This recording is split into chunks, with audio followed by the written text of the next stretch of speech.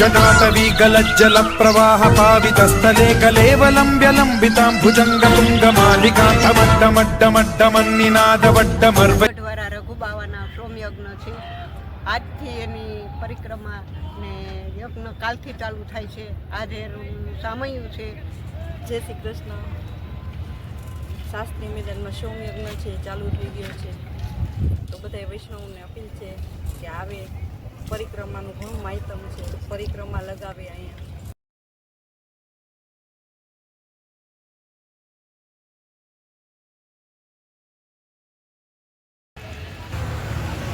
મિત્રો, રાજકોટમાં ત્રિકોણબાગ પાસે શાસ્ત્રી મેદાનમાં શ્રી વિરાટ વાજપાઈ મહાસોમયજ્ઞ મહોત્સવનું આયોજન થવા જઈ રહ્યું છે।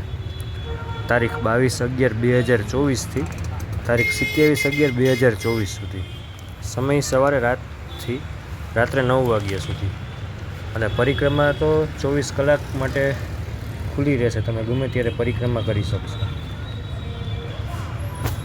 ત્રિકોણબાગ અને તેની બાજુનું શાસ્ત્રી મેદાન રાજકોટના બસ સ્ટેન્ડથી લગભગ અડધો-પોણો કિલોમીટર તો માંડ આખું હશે, એટલે અહીં પહોંચવા માટેની પણ વ્યવસ્થા ખૂબ જ સારી છે। સોમયજ્ઞ યજ્ઞ શબ્દ જ્યાં વપરાય છે તે સોમયજ્ઞના સંદર્ભમાં જ વપરાય છે। સોમયજ્ઞ નામ એટલે છે કે યજ્ઞમાં સોમવલ્લી નામક વનસ્પતિનો હોમ કરવામાં આવે છે। હોમ એટલે યજ્ઞ બે પ્રકારના હોય છે, શ્રોત અને સ્માર્ત। શ્રોત એટલે શ્રુતિ, વેદ ને અનુરૂપ, અને સ્માર્ત એટલે મનુસ્મૃતિ, યાજ્ઞવલ્ક્ય સ્મૃતિ, પરાશર સ્મૃતિ વગેરે અનુસારના કર્મ અથવા યજ્ઞ। શાસ્ત્રમાં શ્રૌત કર્મની ઉત્તમતા બતાવવામાં આવી છે।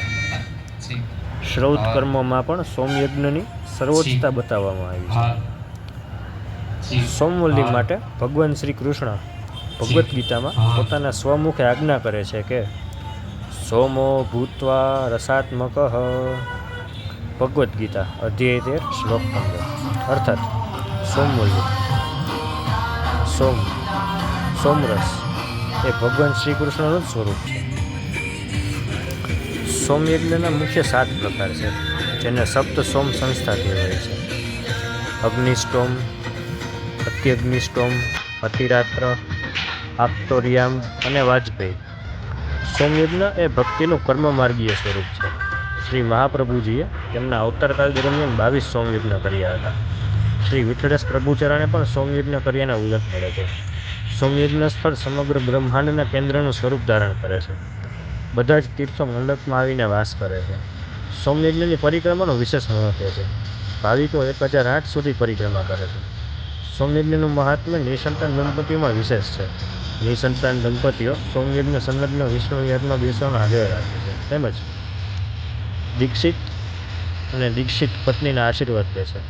સોમયજ્ઞમાં કરેલું દાન અનેક ગણું ફળ આપે છે અને સોમયજ્ઞની ભિક્ષામાં સુવર્ણદાનનો વિશેષ ફળ છે। ઉલ્લેખનીય છે કે સર્વપ્રથમ ભિક્ષા યજ્ઞ કરાવનાર બ્રાહ્મણો પૂજ્ય મહારાજ થઈને દંડવત કરીને આપશે।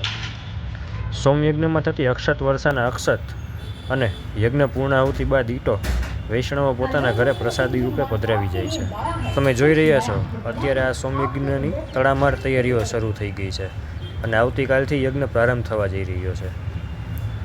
તો આપ સૌ પણ અહીં આવીને દર્શન કરીને પાવન થાવ એવી જ મારી વિનંતી છે।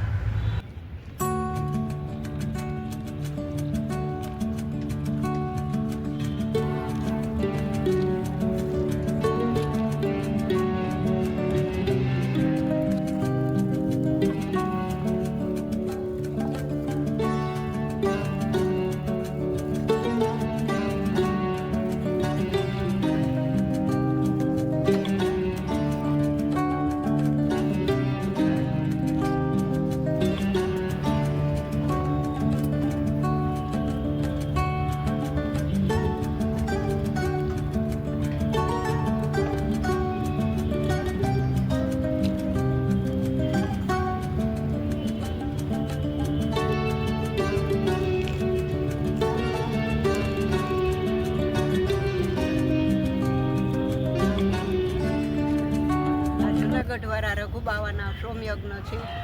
આજથી એની પરિક્રમા ને યજ્ઞ કાલથી ચાલુ થાય છે।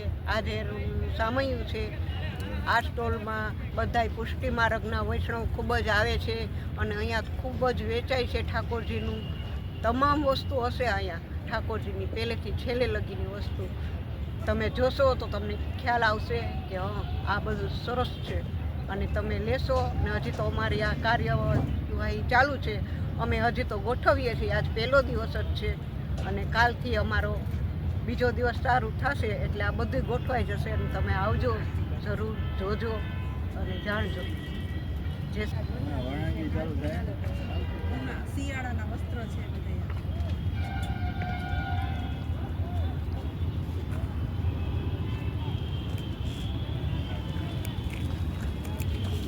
હજી આનો શોખ તો છે ને માતાજી છે આ કુલેલ છે લાલાને માલિશ કરવાની કુલેલ છે અહીંયા બોલ ને પણ બધું એક જ જગ્યાએ બોલો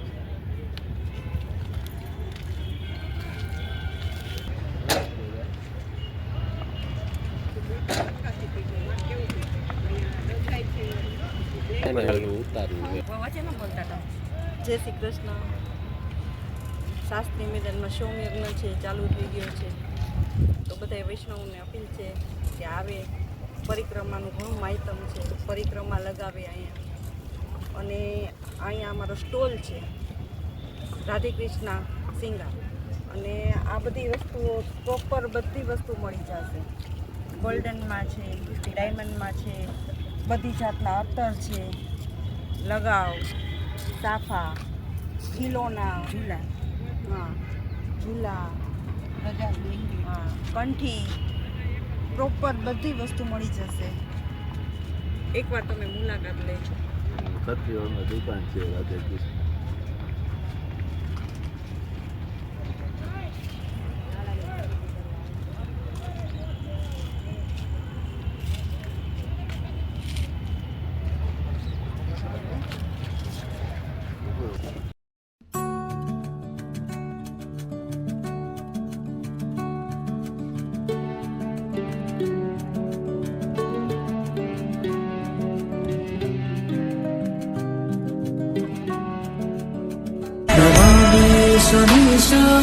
निर्वाणरूपं त्रिभुञ्जापकं ब्रह्मवेदस्वरूपं निजं